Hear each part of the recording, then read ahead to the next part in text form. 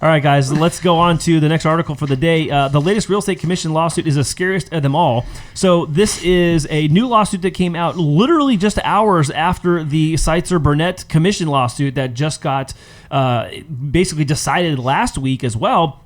And this is because it's all about buyers' commissions and who needs to be paying for that, how it should be paid. I got a couple ideas about this, but I want to read this first from the article. The new lawsuit known as Gibson, after its lead plaintiff, accuses the National Association of Realtors, Compass, EXP, World Holdings, Redfin, Weichert Realtors, United Real Estate, Howard Hanna, and Douglas Elliman of conspiring to inflate real estate agent commissions. So this is a piggyback of what we already saw get concluded with the Seitzer-Burnett case, where there was, I think, a $1.7 billion. Was it 1.8 billion dollar?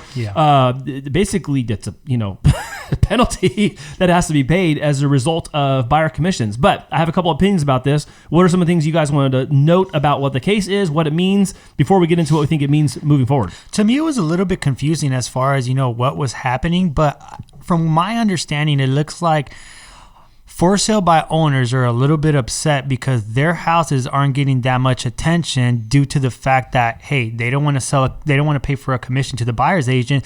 Therefore, what it said in the article said that, hey, those buyer's agents are less lenient to show that house because of the fact that they're not getting a commission from that seller. So I guess it's one of those things where it's like, well, they mentioned pay to play, right? So, well, right. Okay, so you bring up a good point. So for sale by owner also means they don't have a listing agent. So they're already trying to sell it on their own, which is fine. Yeah. It doesn't bother me that people want to do that. What typically happens, though, is people that want to do for sale by owner still end up needing someone inside the industry, like an escrow officer or a transaction coordinator, to make sure that all the paperwork is done properly, all the I's are dotted, T's are crossed. So there's still a technical necessity for there to be someone of knowledge and capacity to help you close escrow.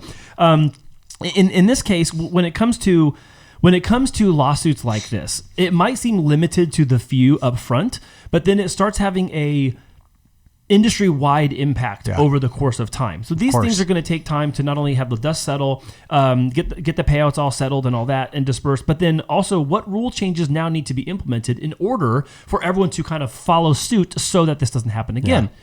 So one of those things I was talking about kind of pre-show was, listing agreements already have the commission in it. So if I'm a realtor and I'm going to present to you to sell your house, I'm telling you how much I'm expecting for commission as a return on what it is I'm going to do to sell, promote, and market your house, which includes how much we're going to pay the buyer. I don't know that a lot of people are aware that that's negotiable. It's not a fixed fee. You can talk to me about that, number one. You can choose not to. You can ask for a lower one. Or guess what? You can find a different agent. There's agents that do commissions all over the place. It's not just, it's 6% for me and 5% for him and 1% for them. And this is my problem with the lawsuit. There are already a variety of agent commission levels that are agent specific, not just company specific. Remember 1%? Like, I'll list your house and sell it for 1%. Where are they at? Okay, so do we have a lawsuit of commission against those people too? Because it's still 1%. No, we don't. We're talking about other people that maybe have higher, but that's kind of just the surface layer. I got some other things. What do you guys think about that? Yeah, it was like your help you sell, right? They were kind of, and they're not around. But maybe it's because what they're saying here in this lawsuit is, agents, their fiduciary duty is to show any homes that are available, and so you're not sharing that home because it might not be paying that 3%, that 2.5%, whatever it is, right? So maybe Help You Sell went under because they were only paying like about 1%. They're like, well, we're not going to show those homes. We're going to be a little, less prone to show that because of the commission. So that's what almost all of this is all about.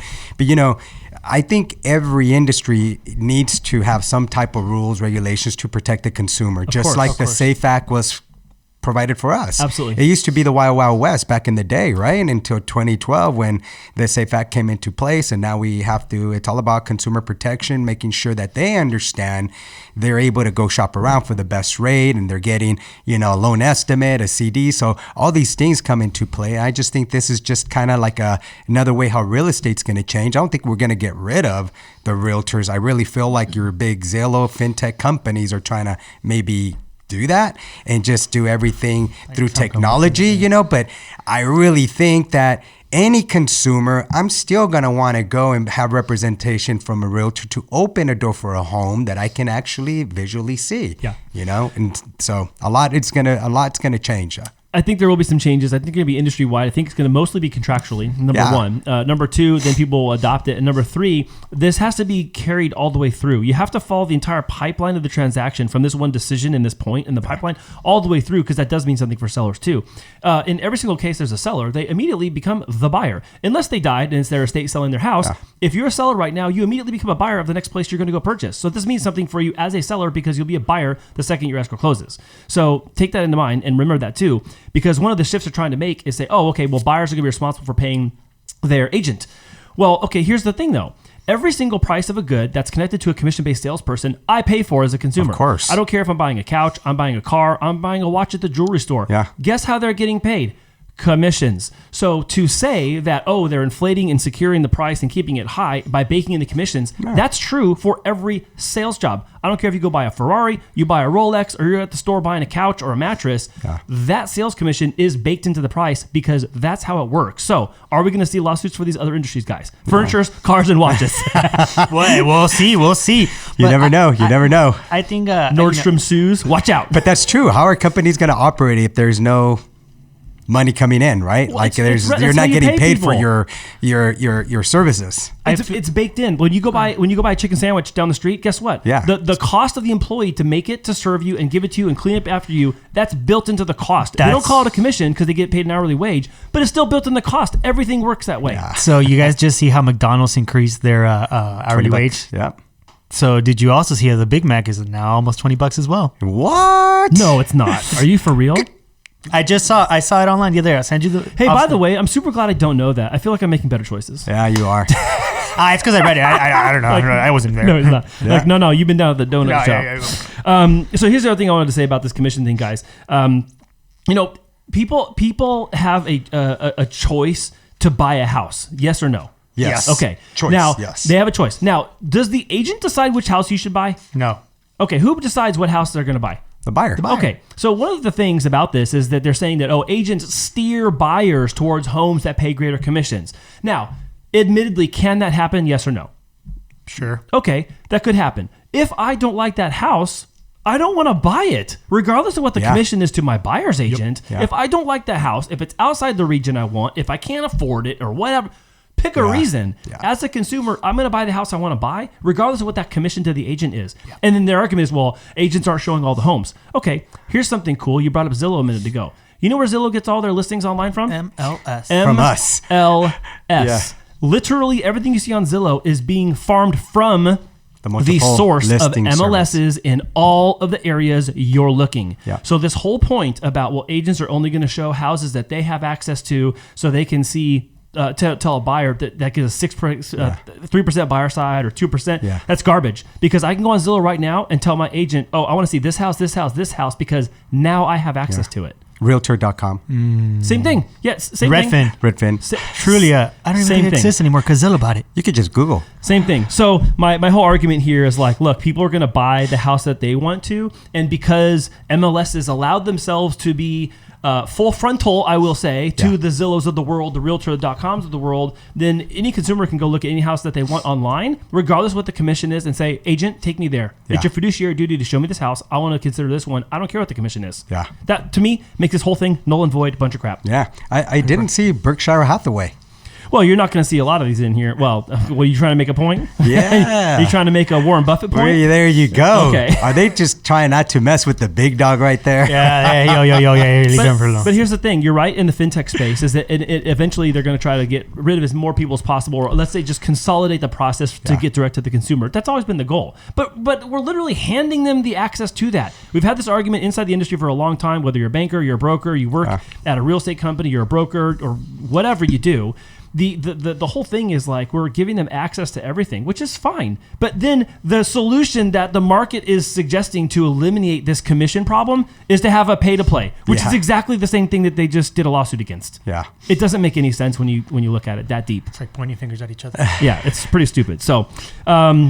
Lastly, I'll close with this from Gen Kelman, who's the CEO of Redfin. He says, change in whatever form it takes can be painful for many industry incumbents, but it would be good for consumers, good for innovators, and good overall. I spent the first year or two of my now 18-year Redfin career proclaiming every other month that a revolution was at hand, only to discover how impervious to change our industry is. Impervious to change our industry is. So is he? He's a high-end from fintech executive. That's correct. And it benefits him to be the one sole place where they could go and search. Obviously, it does. It does. But again, now they're going to cross compete with each other too. And guess how they're going to have to?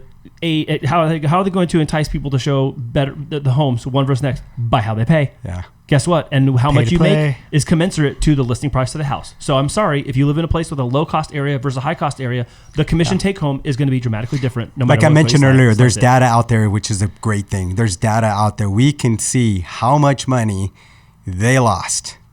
If you look at the Zillows, they didn't lose in the millions. They lost in the billions.